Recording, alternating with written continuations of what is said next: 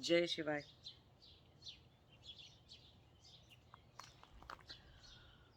It's a fine, beautiful morning today here, and let's talk about the science.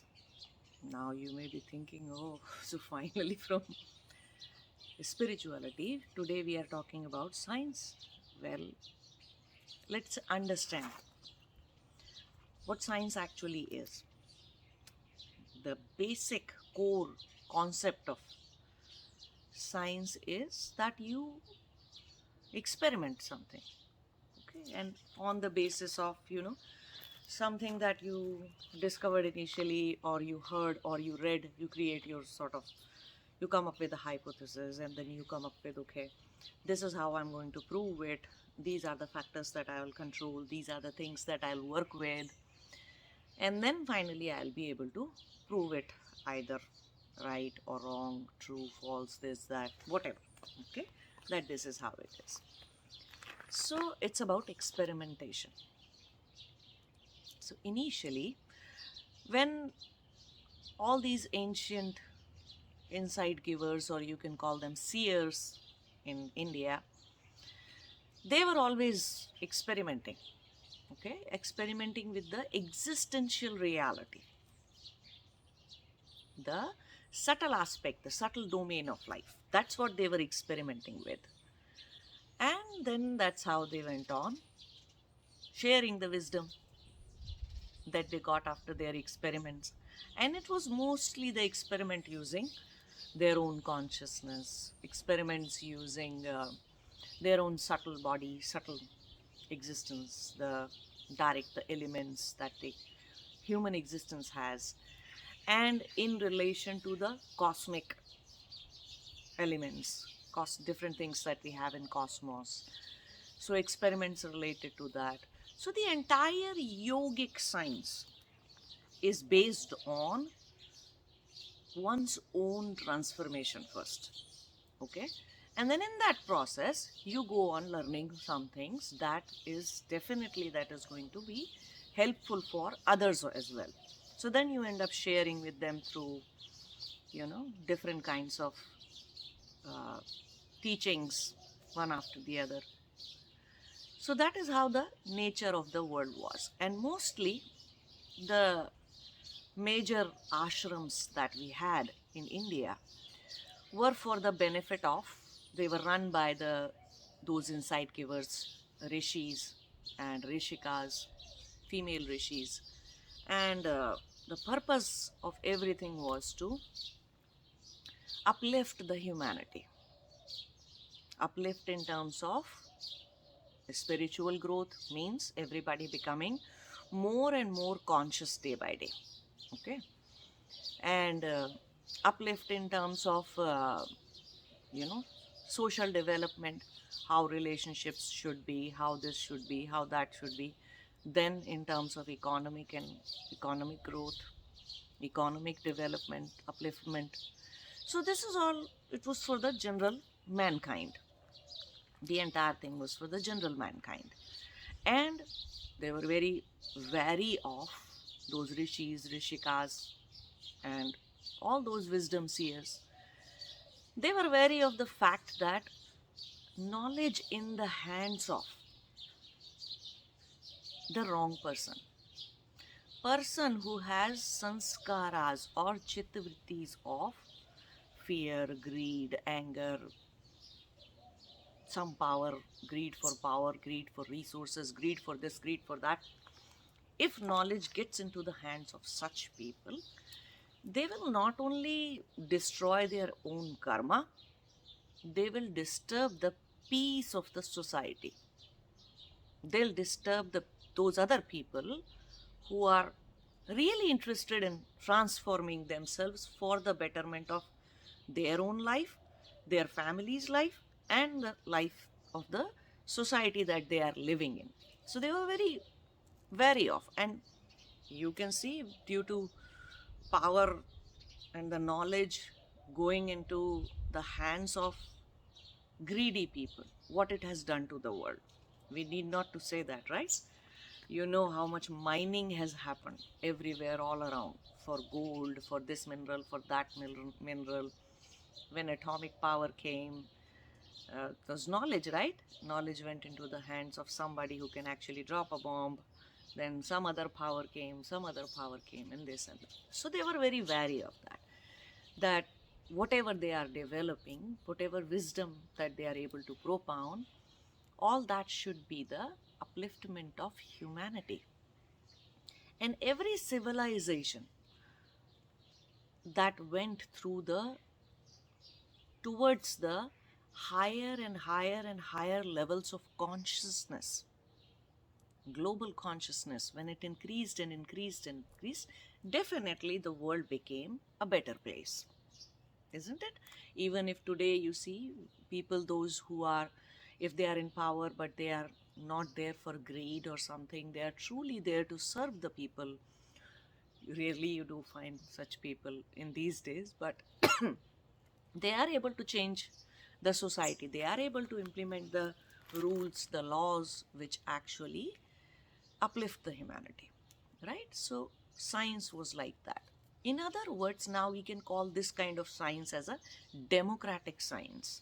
Science of people, for the people, by the people, by the those people, those who have studied and have done years and years and years of study on one thing. And that is how Ayurveda came out, you know, and that is how lots of other ancient practices came out. So, and this whole way of how things should be experimented, how the law should be, how we should argue and prove that certain kind of a direct experience is actually a direct experience and not an imagination of the seeker or a yogi. How we should discern that. All that was very nicely explained in Vaisheshika, the Shad Darshan we have, the six philosophies that we have. So Shad Darshan and, Vaisheshika and Sankhya Darshan and Yoga Darshan and Mimamsa. So all those things were very carefully drafted there, that how one should go about direct experience. What constitutes a direct experience? It's not just the physical body or anything. This includes the entire existence that you are in connection with the cosmic existence. So it's not something very small, okay? So it was explained all there, and that is how they went about doing their experiments, and things were acceptable largely to the population, because no, even there were mistakes in those times, and they were experimenting more on how to convert any metal to gold, right?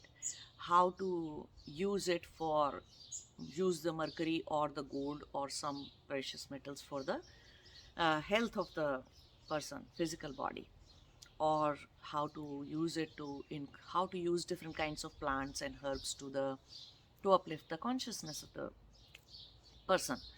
So, or to treat him for different sicknesses and illnesses that one may have, or even to fix the karmic stuff, karmic template for somebody. So this was the nature of democratic science. It was for the people and by the people. Nobody was controlling it. You go to one ashram, you can learn to be a mystic and alchemist or something like that. You go to another ashram and there, but no matter where you go, in whichever ashram you went or Gurukul you went in ancient times, the primary thing was the subject, means you. It was your transformation. Now, you may become, it's like, yes, you are transforming yourself day by day, day by day, day by day. And while doing so, you may discover other existential truth. You may gain wisdom about the cosmos, the planets, the meditation, this yoga or this or that, anything. So it was your journey. Nobody was trying to take the world from here, point A to point B. Everybody was individually responsible and focused on enhancing their life through wisdom, pure wisdom. Not some kind of a, censored, controlled kind of wisdom. No, pure wisdom. How you can live off of the planet without destroying the climate, without destroying the nature, without destroying, how you can give back or contribute towards Mother Earth, towards the nature, towards the environment that we are living in, without destroying it to the extent that, okay, planet decides to balance itself and tsunami happens and all kinds of things happen. So nobody was doing science to destroy other people. So that is how it was in ancient times. So it was democratic science, and it was for the good of the mankind in general. Then the time cycle changed, yoga changed, right? And we all landed in Kali Yuga, where the less conscious people were there. Means largely the population consisted of people, those who had very, very deeply embedded sanskaras of those 5 things. Abhinivesha means fear, resistance to change, anger, and control, excessive control of everything and anything, resources, insecurities of all types, and struggle for power within, authority, this, that, greed, greed for money, greed for resources, greed for image, greed for, social image, and greed for whatnot. So all that happened, changed. Yoga was changed. Raga, strong raga, moha, attachments, strong attachments to the material side of the world. That happened. Dvesha, anybody who tried to break other people's attachment, they became enemy of that person. So Dvesha, lot of Dvesha happened.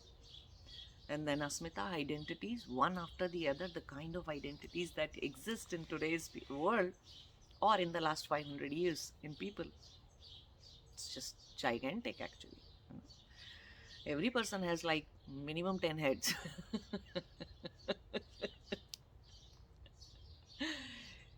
So the world changed in this way. Then, because it was science, science was about figuring out this truth and that truth. So in Europe, a sort of a power struggle happened, because Europe was learning that, this country has gold, that country has this, and this much gold, that much gold.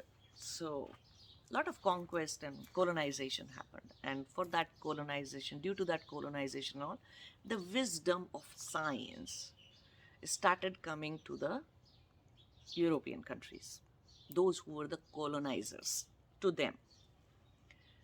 And then they said, okay, but now the wisdom that they were taking to the Europe was the wisdom which existed from tens and thousands of years, when the consciousness of the people was very high. It was written at that time, right? Vedas, Upanishads, and you see all these Shad Darshan, 6 philosophies. It's a long, long time ago, because they were taking something, the wisdom, that belonged to a civilization, ancient civilizations.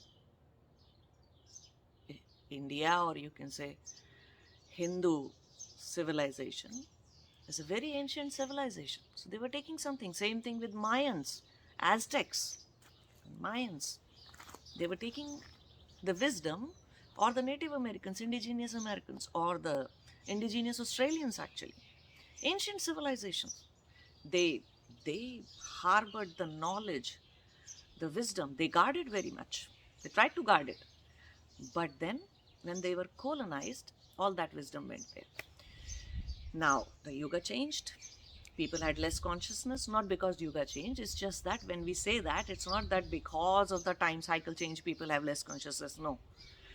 Time cycle change means people with deep, dark tendencies and mental and emotional behavior patterns are allowed to take the body in these times when it's Kali Yuga. After all, they should be given a chance to, right? That's what everybody who's a criminal or people try to rehabilitate them back into the society. So it's the same thing. No matter what crimes or how much hardened mental, emotional, behavioral pattern you harbor, you should be given a chance. So Kali Yuga is such a time when people with less consciousness or deep dark mental, emotional, behavioral patterns are allowed to take the human body. So when that knowledge, that wisdom reached Europe, they realized, oh, I don't understand this is wrong, that is right. And people started experimenting using that wisdom, but they would reach nowhere, first of all, because they disconnected the wisdom, the knowledge from the system, the Gurukul system, the ancient ashram system from the gurus. They disconnected it back. So there was nobody to guide you, right? On top of that, those who were traveling for wisdom, like Columbus, like Charles Darwin, these people, they just, in one way or the other, Carl Jung, they just wanted to be in the good books of the royalty, the power structure, the monarchy, the colonizers, the army. So they just wanted to be in the good books of. So they said, okay, these countries are savages, people are savages and they can be colonized, enslaved, and they have no idea. And in Europe until that time, power was power and religion was religion. There used to be a mix of religion and power. In a way, there is always a strong mix of religion and power in every place and country and area. But mostly then it was decided in 1650s, the struggle started for, centralizing or standardizing the wisdom that we receive from other countries. They didn't have their own way of, they were not a civilization. Europe was not a civilization in that point from last few hundred years. The way Indian civilization existed, or Mayans existed, or Aztecs existed, nowhere close to that. Instead of big gap, very far away from all that. So then they said, okay, how about we standardize everything? And the monarchy said, okay, whatever today, whatever you are going to experiment, the labs of those experiments will be controlled by royalty. British, you can say. Britishers, the queen, the king, it will be controlled by that, by the power people. And whatever experiment you do, whatever your discoveries and findings are, it must benefit the royalty. It must help us keep on extracting gold, keep on extracting wisdom, keep on extracting this, that, the entire intellectual things, and everything we'll say we discovered, and we'll just modify it and it'll exist that way. So it should benefit us directly all the time. So they created a scientific journal. Until date, it's the only scientific journal where unless a scientist today has published into that royal journal, they're not considered as a very good scientist. They're whatever they have invented or discovered, it's not called as a genuine discovery or something. So you see, today what happens is, no matter whichever country you go to, the scientific research where lots of money is being poured in, that entire science is happening only and only to benefit the power structures, the government, the authorities, nowhere else. It's not for the mankind, not for the upliftment of mankind. all kinds of war weapons research, all kinds of chemical weapon research, all kinds of whatever kind of research. Even the money these days that pharma industries put into research, even their labs, everything is controlled by how this can help the organization become much more bigger and greedier in this way or that way. You see, today the medical science has become nothing but just the speaker. The doctors are nothing but the seller of medicine from this pharma or that pharma, whichever pharma company they are getting most benefits from. So it became that bad. It is that bad now. So what you call science today is nothing but a very filtered down, very, censored kind of, very much manipulated kind of information that is there. Nobody these days, rarely anybody anywhere, is doing the science which is for the upliftment of the mankind. War weapons. It's not for the upliftment of the consciousness. It's not for the upliftment of the mankind. It's to do the business of war. Viruses are being, created in all kinds of labs around the world. And then first you create a virus, then you create a vaccine. Wow, very good business. Right? Then you create another virus, then you create another vaccine. Then because virus has a life of its own, it will go on mutate and you can go on creating vaccine after vaccine after vaccine. So this is the nature of science. So the reason I'm explaining all this is because today, if you see, I've seen a lot of people, when we talk about spirituality, when we talk about yoga, when we say yoga se jnanam, right? Means the wisdom of yoga happens through yoga. Means you are the laboratory. This is the lab, actually. Your own existence, human existence, your own subtle body, your own physical body is the laboratory. And you are the scientist. Okay? So you learn from your own direct experiences. You learn from the experiences of those who have done similar experiments of transformation on themselves. So you learn from them. But ultimately, it's you who has to experiment and learn from direct experience. You are the scientist.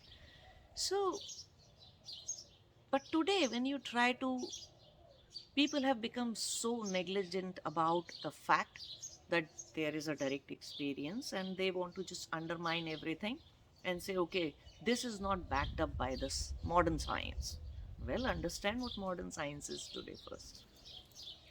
What science is and how it is different than the ancient science and what it is for. What is the agenda of this modern science, so-called science, and scientists and the companies who are putting money into it, and the authorities and power structures and the countries and everything. Just learn all that. Seriously ponder all that. And see what is democratic science. What was the ancient science? Why was it so successful? Why thousands and thousands and thousands of proof exists? Just because something has not been stamped by that Royal Society or the journal from the Europe, some journal or some scientific journal from America or UK or someplace, you will not consider it a legitimate thing? Well, you are a fool. You haven't paid attention to the world around you. And just because you are a spiritual seeker, well, spiritual seekers are scientists actually, because they are experimenting on themselves directly. They're learning from direct experience, direct perception, which is not limited to the perception that you have from your 5 senses, 6 senses. Instead, it involves the subtle body as well. Subtle elements, subtle parts of your own existence, subtle dimensions of your own existence. It involves all that. So all spiritual seekers are actually scientists. But you want some authority figure or some other figure to say, okay, no, this is approved by science, you go ahead with that. Or this is approved, Ayurveda is not approved, or, backed by science, the medicines, the way Ayurveda looks at life or a human body or energy body, or how the balance should be maintained, or the yogic science, okay, this person has this experience, that experience. Now, yes, not everybody is a very good scientist though. In the community of spiritual seekers, not everybody is a very good level of scientist yet, okay?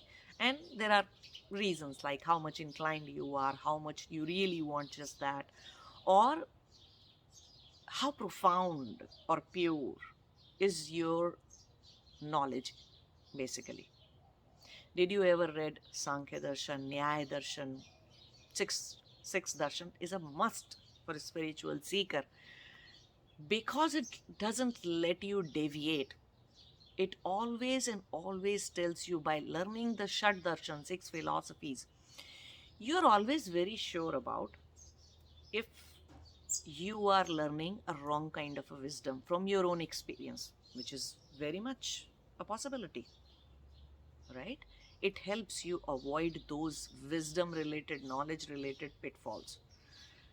So, after 30 years of meditating or 30 years of doing yoga, you are able to reach somewhere. You're able to attain that level of consciousness where you are supposed to be. So, you see, that is why I'm explaining all this to you. That you need to understand what science is, and science and spirituality and yogic seekers or scientists are not very different from each other. Okay? And try to learn different things in the world around you. Try to see them the way they are, truthfully. See the big picture. Learn to pinpoint the truth and learn to separate the truth from the untruth. Existential truth, the bigger picture, try to separate that from all that which is, not permanent, which is impermanent, and that which is not of existential reality. You see? And that way, you will succeed. You will gain pure wisdom. And pure wisdom, or the wisdom, is directly connected to the ultimate freedom in you. Namaste. Jai Shiva.